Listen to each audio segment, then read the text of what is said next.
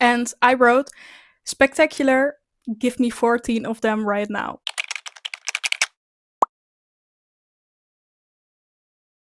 Hi, and welcome to my new YouTube video. This is my June reading wrap up. I have my iPad here with all the books I read in June. It's on my Goodreads. I will put my Goodreads somewhere here on the screen, so if you want to check it out, feel free to. So in June, I read a total of 7 books, which is okay, I guess it's average for what I normally read. So let's go through all the books I read. So first off, I read How to Survive a Horror Movie by Scarlett Dunmore. I read it on my Kindle. This was actually an ARC. If you guys don't know what an ARC is, it means Advanced Reader Copy. I apply for ARCs through NetGalley, and then I can get a book before it comes out, and I can review it. I do it via NetGalley. I can make a whole separate video about it to explain how you guys can do it. But anyway, I read like 2 or 3 arcs maybe each month. So the book is about a girl named Charlie, and she's going to an all girls boarding school, and the school is actually on a sort of private island.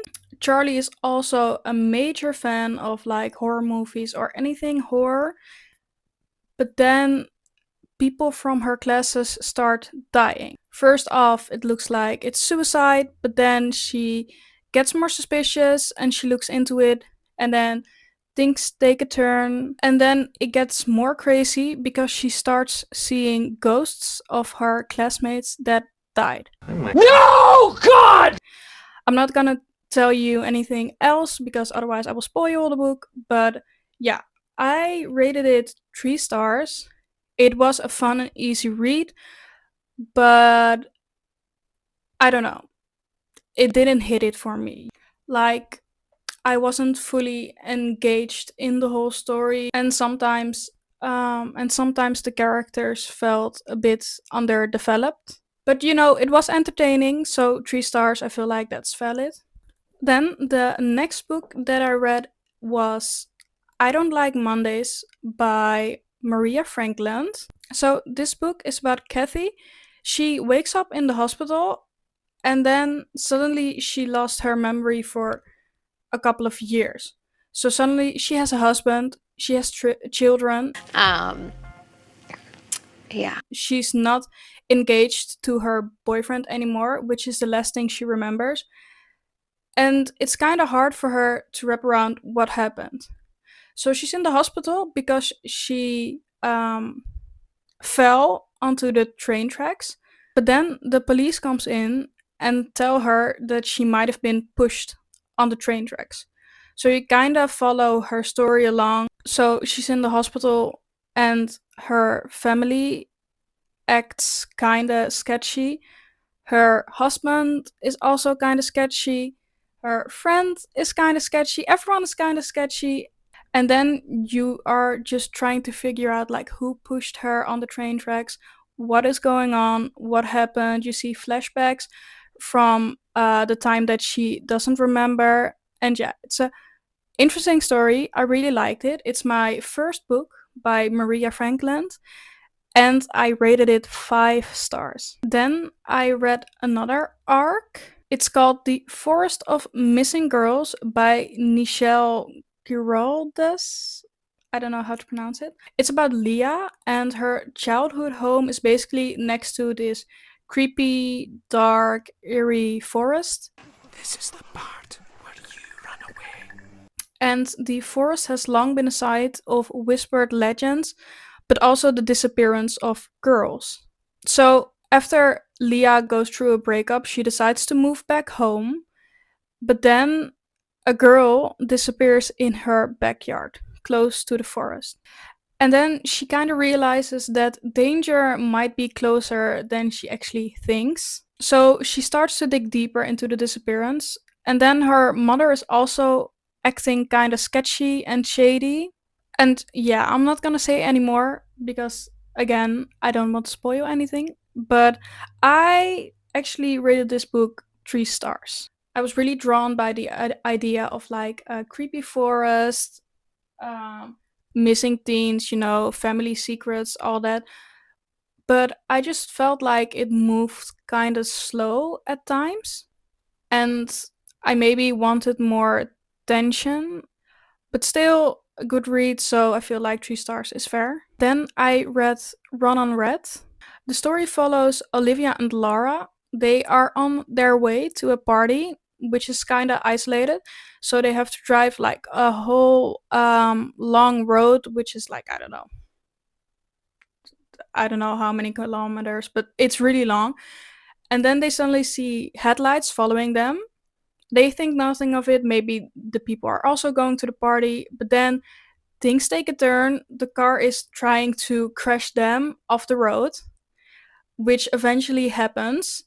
And then it's kind of them trying to survive and get away from these people in the car. So I also rated this 3 stars.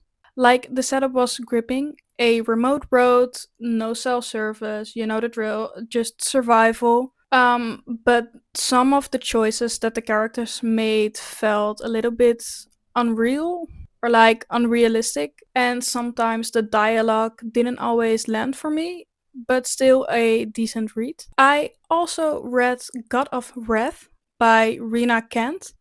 This is actually the third book in the series, the Legacy of God series. Amazing series. I absolutely loved it. I might make a whole new video about it to rank all the books in this series. There is a total of 6 books, and each book follows a different couple. So, this book is about Jeremy and Cecily.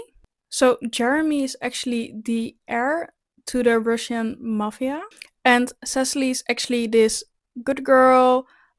She's really innocent, and then they cross paths. So, I'm not gonna say too much, but he's kind of stalking her, obsessed with her, and the whole story just has my heart. I loved it. But it is a dark romance, so if you want to read it, please check your trigger warnings.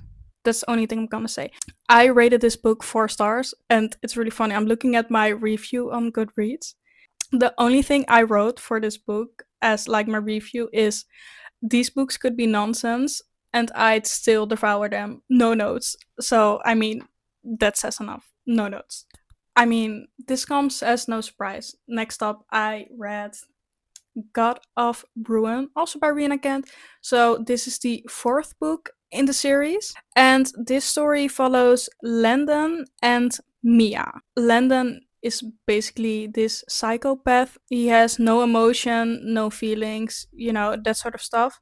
And Mia has a trauma which causes her to not speak anymore, so she only communicates via sign language. It's a really interesting story. I was waiting for Landon's story and I was really excited about it, and let me tell you, it did not disappoint.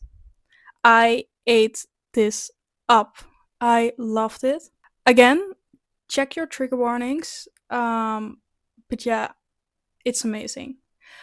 Not my all-time favorite, but definitely up there.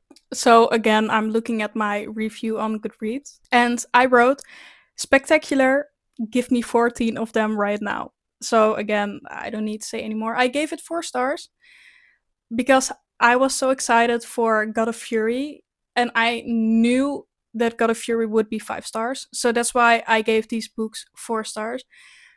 I read God of Fury this month in July, so that would be in my July wrap up. But yeah, that's just so you know why I rated these books 4 stars, but still amazing. And then lastly, I read another arc. I read Let Me Out by Amanda Brittany.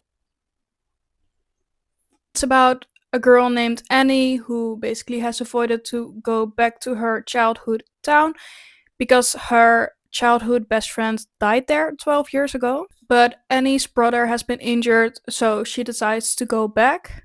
And then when she's back in the town, she discovers that another girl has been missing. So, memories resurface and things get kind of weird. She thinks that maybe her brother is involved. And then she starts to question herself because she hears someone say, "Let me out," from behind a locked door. So I rated this book 4 stars. It was a really interesting read. I loved how the mystery unraveled bit by bit. You also have multiple POVs, which gives you more depth to the story. The plot is filled with twists, which kept me engaged, and yeah, that's why it's 4 stars.